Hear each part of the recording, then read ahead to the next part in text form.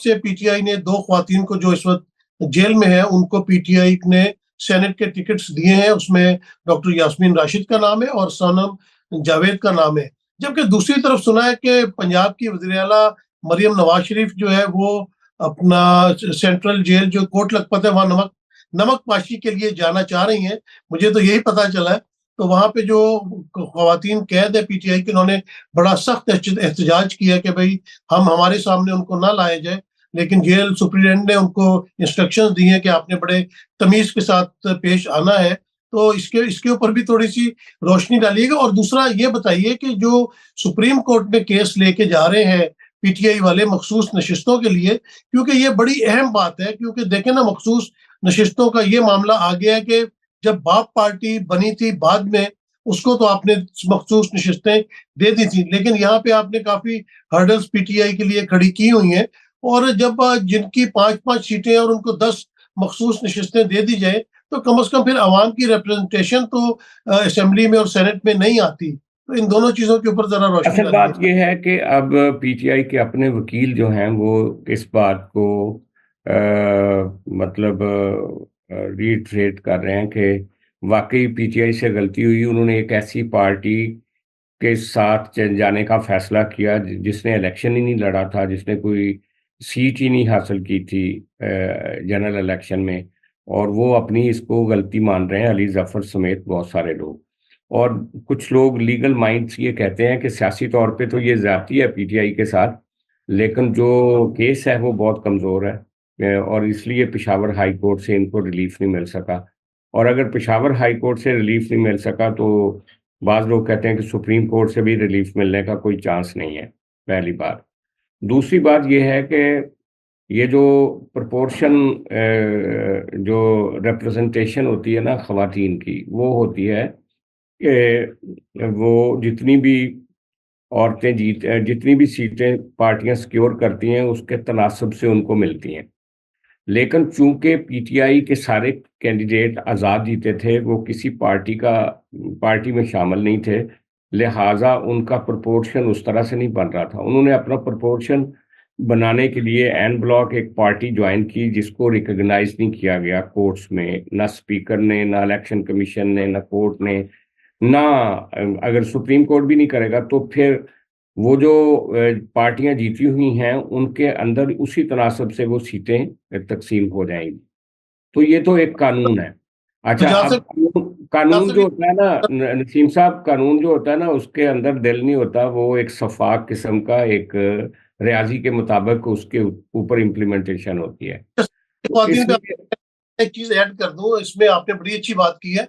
अच्छा, इस मुल्क का आईन और कानून तोड़ा जा सकता है जब आपने मार्शल लॉ लगाना हो, जब आपने पंजाब और खैबर पख्तूनख्वा के इलेक्शन आपने 90 दिन से बाहर करने हो, तो आईन और कानून की परवाह नहीं होती। आपने नाजायज पाकिस्तान के ऊपर जो है वो निगरान हुकूमतें नहीं, तो मुसल्लत। ये तो बात तकरीर है ना, आप जितनी मर्जी आप कर लें उसका कोई फायदा तो नहीं है इस तकरीर का। ये तकरीर तो खिलाफ हमेशा सियासतदान करते रहे हैं। नहीं, जब जब भी उनको पकड़ा नहीं, जाता था, मियां मियां नवाज शरीफ क्या कहते थे? मियां हाँ, नवाज शरीफ की बयानिया क्या था? वो यही था ना कि मुझे क्यों निकाला। फिर वो कहते थे कि मुझे जो मुझे सजा दें, उन जर्नैलों को भी सजा दें। लेकिन ये तो ऐसे ही है ना जैसे दीवार से बातें करने वाली बात। वो आज फैसल वाडा ने यही बात की है नसीम साहब। उसने कहा है कि जो ये मौला जट के स्टाइल में इमरान खान सियासत कर रहा है ना, इसको पाकिस्तान में तो हुकूमत नहीं करने दी जाएगी, ये चांद पे ही गवर्नमेंट बनाएगा। आप देखें तो कि मतलब एक होता आपने जब हुकूमत करनी है ना नसीम साहब, तो एक होती है जो आपने इलेक्शन से पहले एक सियासत करनी होती है, और एक सियासत होती है जो आपने असेंबली के अंदर करनी है, जो आपने हुकूमत साजी के दौरान करनी है। वो दो मुख्तलिफ उसके शेड्स होते हैं। वो आप धरने वाली सियासत जो होती है ना, इमरान खान साहब ने हुकूमत में रहते भी जब हुकूमत भी की थी तो उनके ऊपर यही सवाल था कि वो धरने वाला स्टाइल ही था उनका कि मैं नहीं छोड़ूंगा। आखिरी तकरीर भी उनकी यही थी, मैं नहीं छोड़ूंगा। पहली तकरीर भी यही थी कि मैं नहीं छोड़ूंगा।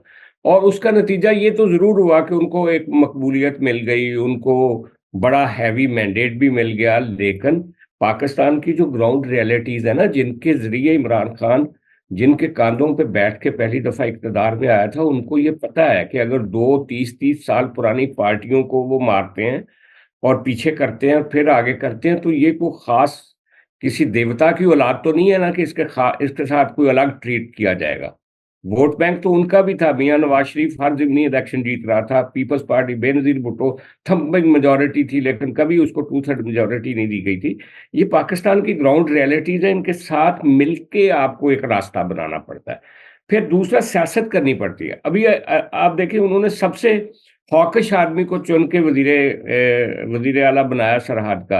लेकिन जब उसको उसके अफ़सरों ने ब्रीफ़ किया कि जनाब पैसे नहीं है और पैसे वफ़ाक से मिलने हैं और वफ़ाक से पैसे लेने के लिए आपको प्राइम मिनिस्टर ऑफ़िस जाना पड़ेगा, उससे मुलाकात करनी पड़ेगी, उससे बात करनी पड़ेगी। तो आप देखेंगे उसकी लैंग्वेज और डिप्लोमैटिक लैंग्वेज चेंज हो गई ना, ये असल बात होती है। जब तक पीटीआई इन दोनों चीज़ों को नहीं समझेगी, तब तक आगे नहीं बढ़ सकती, नसीम साहब। नहीं, बात तो आपकी ठीक है, लेकिन ये मामला तो पाकिस्तान में कब दुरुस्त होंगे? कोई ना कोई तो खड़ा होगा, किसी ना किसी को खड़ा होना पड़ेगा ना। देखिए, दुनिया देख रही है, दुनिया पाकिस्तान के ऊपर हँसती है। हम तो कहते हैं कि मईशत को हम ठीक कर लेंगे, लेकिन दुनिया में आपका जो वो क्या इमेज जा रहा है, बाकी आपका हमसाए मुल्क हैं, जहाँ पे आप देख लें कि डेमोक्रेसी एस्टेब्लिशमेंट का एक रोल ज़रूर होता है, इससे कोई दो राय नहीं है। अमेरिका से लेके बर्तानिया में भी हर जगह एस्टेब्लिशमेंट का रोल है, लेकिन कम से कम दायरे के बीच में रहना चाहिए। सियासतदानों को सियासतदानों के काम करने देने चाहिए, भले वो बेनज़ीर भुट्टो शहीद थी, भले वो नवाज शरीफ थे, भले वो इमरान खान है, क्योंकि सियासत तो सियासतदानों का काम है ना जी। इन्होंने डिप्लोमेटिक टर्म्स अपनी करनी है। अगर आप वजीर खजाना अपनी मर्जी का बुला के लगाएंगे, वजीर दाखिला आप अपनी मर्जी का लगा रहे हैं, तो सारा जो उसका आउटकम होता है वो तो सियासतदान भुगतते हैं ना। वो तो फिर कोई अपने ऊपर लेने पे तैयार नहीं होता, वो तो फिर कह देते हैं कि जी हम तो न्यूट्रल है, लेकिन हालांकि न्यूट्रल होते नहीं है, ना कभी न्यूट्रल थे, ना कभी न्यूट्रल हुए हैं। तो पाकिस्तान का फिर निज़ाम आगे कैसे बढ़ेगा? क्या 75 साल से जो हम तजुर्बात करते चले आ रहे हैं, हमने उससे बाज नहीं आना या उनके नताइज से हमने कुछ सीखना नहीं? अगर हमने 2018 के इलेक्शन में रिगिंग की थी और इमरान खान को लेके आए थे, तो फिर उसी चीज़ को तो फिर 2024 में रिपीट किया गया। आज तो इतने बदतरीन तरीके से रिपीट किया गया है कि बच्चा बच्चा देख रहा है कि किस तरह फॉर्म 45 के ऊपर काटा-पीटी करके जो है वो आपने इलेक्शन किए रही। दुनिया आपको देख रही है, तो दुनिया से जब आप इमदाद माँगने जाते हैं या लोन माँगने जाते हैं या इन्वेस्टमेंट माँगने जाते हैं, तो वो ये देखते नहीं कि ये तो एक बेईमान कौम है, ये तो बेईमानी के मास्टर हैं, ये तो झूठ बोलने के मास्टर हैं। तो आपके साथ कौन कारोबार करेगा, कौन इन्वेस्टमेंट पाकिस्तान में लेके आएगा? जी सजाद साहब। वो दुनिया को तो पता है ना, उसने क्या लिखा था याद है जन्म शरीफ के ज़माने में, जब आपने एक बंदा बलूचिस्तान से दिया था, तो एक अमेरिकन एम्बेसडर था गालिबन, उसने कहा था कि ये क्या कर लेते हैं। लेकिन ये कोई आपके बारे में नई बात है। झूठ तो सबसे ज़्यादा, मुनाफ़िक़त और झूठ और बेईमानी तो अमेरिका और यूरोप को उस वक़्त समझ आई थी जब इमरान खान ने साइफ़र लहरा दिया था और कहा था कि मैं डिक्टेशन नहीं दूँगा। आज अमेरिका के बाहर ये सारे ऐसे करते हैं कि वहाँ जाके मुज़ाहरे कर रहे हैं और उनसे मदद माँग रहे हैं और उनको ख़त लिख रहे हैं कि पाकिस्तान को पैसे ना दें। तो ये अनफ़ॉर्च्यूनेट है, ये सारे ही करते हैं।